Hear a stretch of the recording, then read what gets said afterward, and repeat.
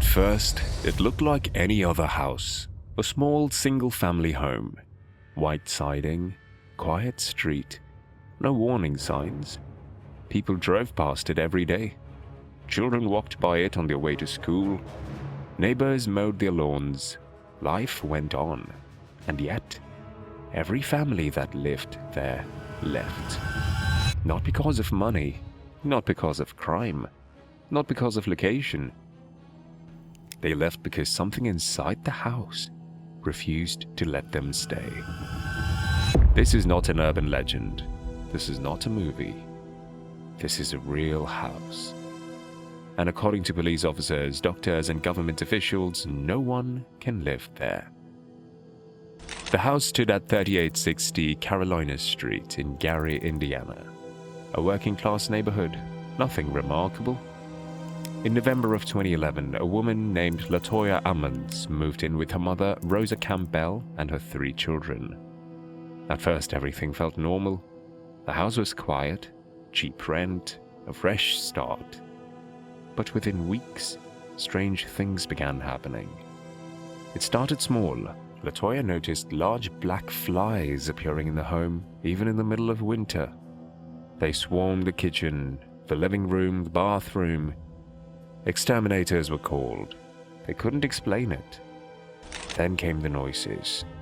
Heavy footsteps in the basement, doors creaking open on their own, a sound like someone dragging chains across the floor.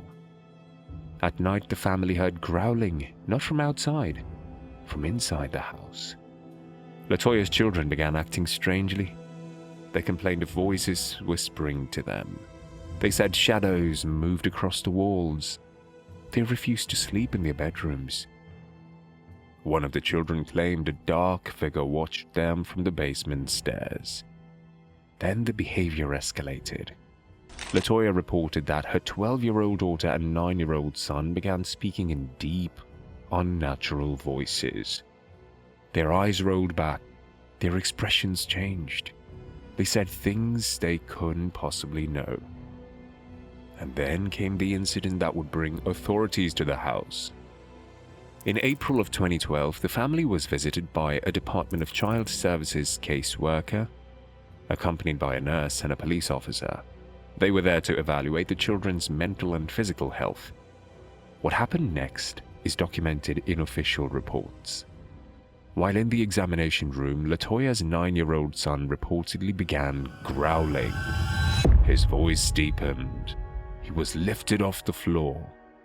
Witnesses stated the child walked backward up a wall, flipped over, and landed on his feet without using his hands. The nurse fainted. The caseworker and officer froze.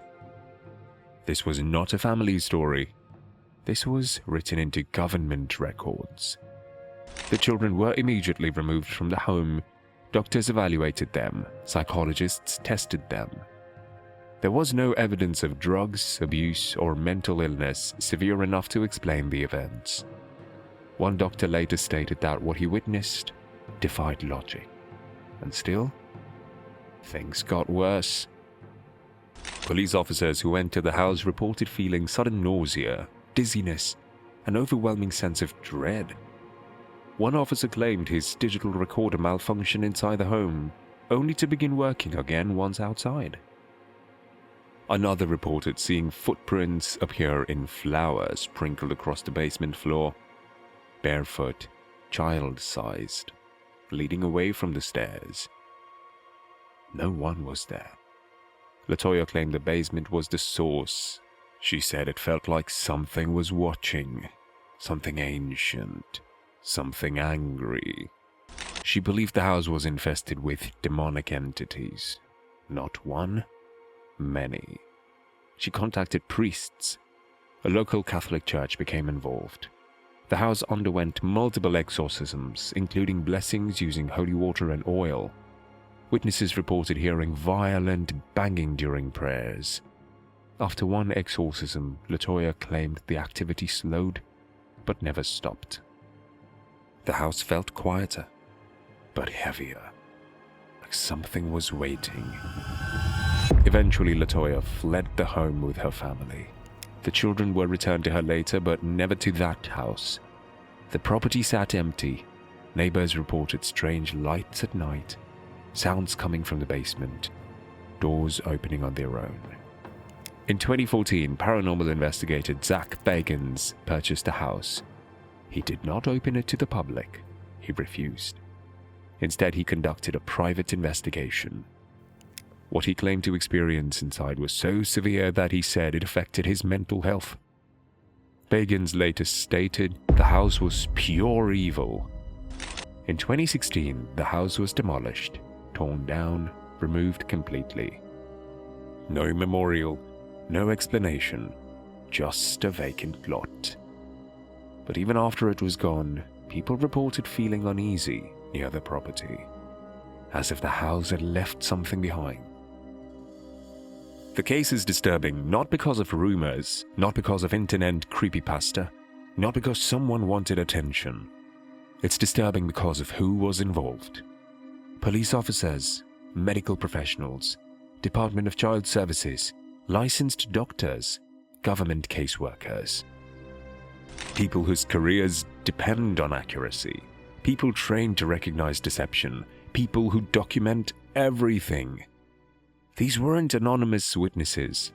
They had names, badges, credentials. They wrote reports, official reports. They testified under oath.